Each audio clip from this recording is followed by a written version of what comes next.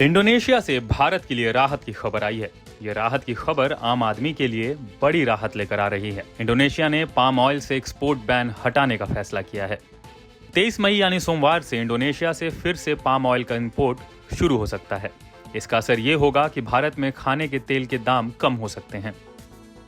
Indonesia में export ban हटते ही 2 लाख से 2.5 lakh ton palm oil Bharat आ जाएगा, जिसकी सप्लाई की स्थिति बेहतर होगी। भारत अपनी जरूरत का 60 से 70% खाने का तेल इंपोर्ट करता है। भारत में हर साल करीब 13 मिलियन टन खाने के तेल का आयात होता है, जिसमें 63% हिस्सेदारी यानी 8 मिलियन टन पाम ऑयल आयात होता है। 63% आयात किए जाने वाले पाम ऑयल में 45% इंडोनेशिया से आयात किया जाता है। इस फैसले से केवल पाम ऑयल के दाम कम नहीं होंगे, बल्कि दूसरे ऑयल पर भी इसका असर होगा। पूरी दुनिया में खाना बनाने के लिए पाम ऑयल का सबसे ज्यादा इस्तेमाल होता है।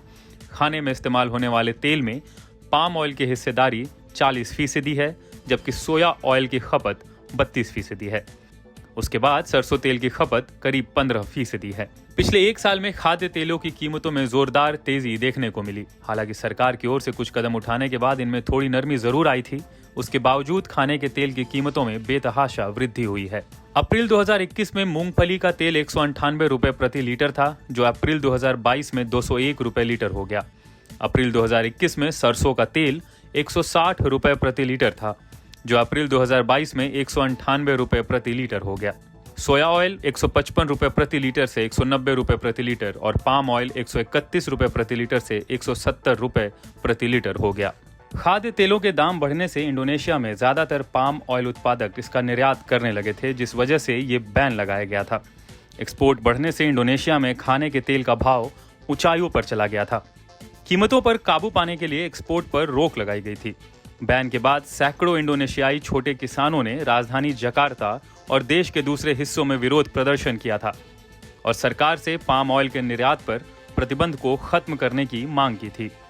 किसानों का कहना था कि इससे उनकी आय कम हो गई है। एक्सपोर्ट बैन के चलते इंडोनेशिया में पाम फ्रूट की कीमत 70% तक गिर गई है।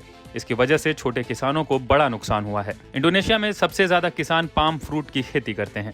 एक्सपोर्ट बैन के बाद 25% तेल मिलों ने पाम फ्रूट खरीदना बंद कर दिया था। इंडोनेशिया में करीब 17 लाख लोग पाम ऑयल इंडस्ट्री से जुड़े हुए हैं। उनकी रोजी रोटी पर भी इसका असर देखा जा रहा था, जिसके बाद इंडोनेशिया पर पाम ऑयल एक्सपोर्ट से बैन हटाने का दबाव बढ़ गया था। एक्सपोर्ट बैन हटने से इंडोनेशिया के किसानों को तो फायदा होगा ही, साथ ही साथ भारत को भी बड़ा फायदा पहुंचेगा।